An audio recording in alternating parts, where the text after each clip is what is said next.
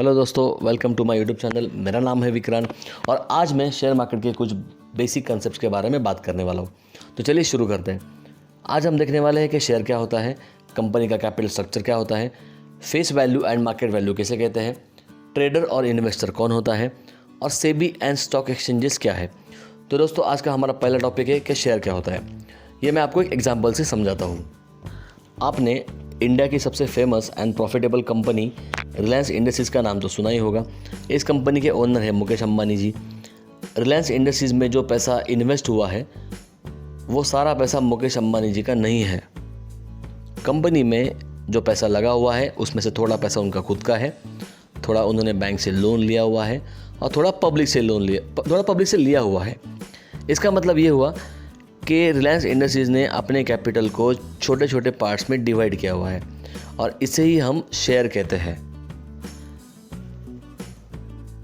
अगर रिलायंस इंडस्ट्रीज़ को 1 लाख रुपए का शेयर कैपिटल अगर इशू करना है और कंपनी ने अपने एक शेयर की प्राइस 10 रुपये डिसाइड की हुई है तो रिलायंस इंडस्ट्रीज़ को 10,000 शेयर्स को इशू करना होगा। इसी 1 लाख रुपए को इक्विटी शेयर कैपिटल भी बोला जाता है और कंपनी का शेयर खरीदने वाले को इक्विटी शेयर होल्डर कहा जाता है। यही इक्विटी शेयर होल्डर कंपनी के ओनर होते हैं। तो दोस्तों आज का हमारा सेकंड टॉपिक है कि कंपनी का कैपिटल स्ट्रक्चर क्या होता है। इसका मतलब ये है कि कोई भी कंपनी का कैपिटल कैसे बनता है। हम देखते हैं इस एग्जांपल से। मान लो कि आप एक बिजनेसमैन हो और आपकी एक शॉप है। इस शॉप को स्टार्ट करने के लिए आपको सारा पैसा आपकी ही जेब से देना होगा, क्योंकि आप अकेले ही इस शॉप के मालिक हैं। इस शॉप से होने वाला सारा प्रॉफिट भी आपका है और सारा लॉस भी आपका है। बट कोई भी पब्लिक लिमिटेड कंपनी ऐसा नहीं करती है। कंपनी के कैपिटल में equity share capital, preference share capital, debenture capital और लोन फ्रॉम बैंक, ये इतने सारे कंपोनेंट्स होते हैं और इन्हीं सारे कंपोनेंट्स को बोला जाता है कैपिटल स्ट्रक्चर। तो दोस्तों हमारा अगला टॉपिक है face value and market value किसे कहते हैं।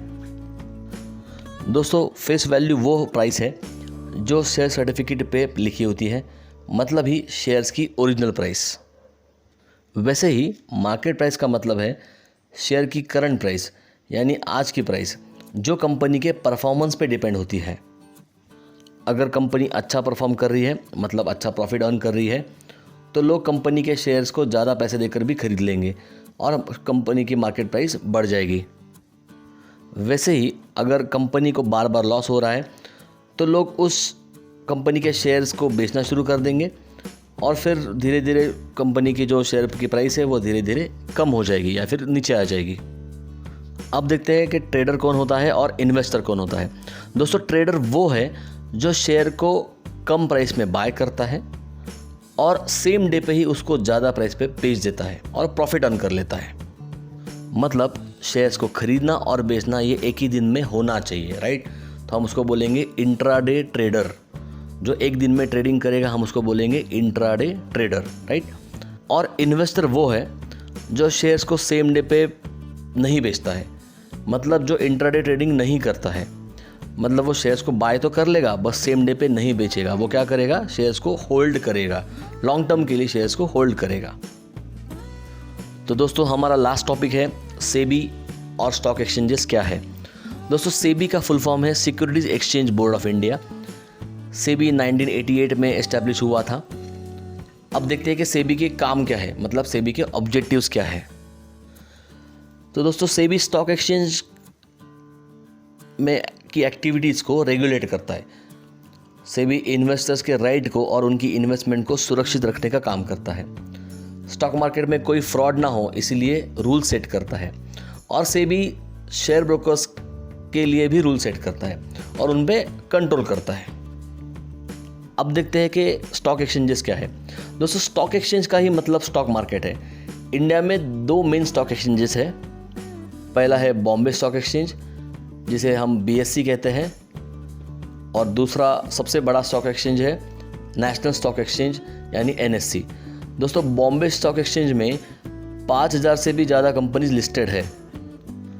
इनमें से 30 बड़ी कंपनियों की मार्केट प्राइस जो कम ज़्यादा होती रहती है उसे सेंसेक्स बोला जाता है, मतलब उस इंडेक्स को सेंसेक्स बोला जाता है। इंडेक्स के बारे में एक वीडियो बनाऊंगा क्योंकि ये छोटा कंसेप्ट नहीं है।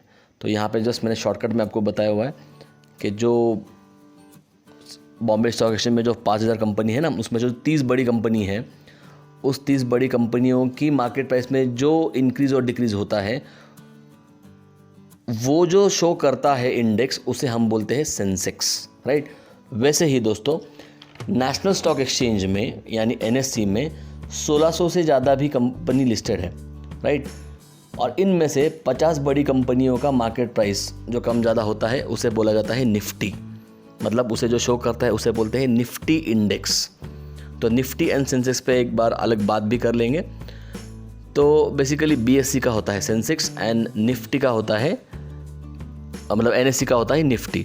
उसे निफ्टी 50 भी बोलते हैं क्योंकि 50 कंपनीज है, तो उसे NSE 50 या फिर निफ्टी 50 भी बोला जाता है।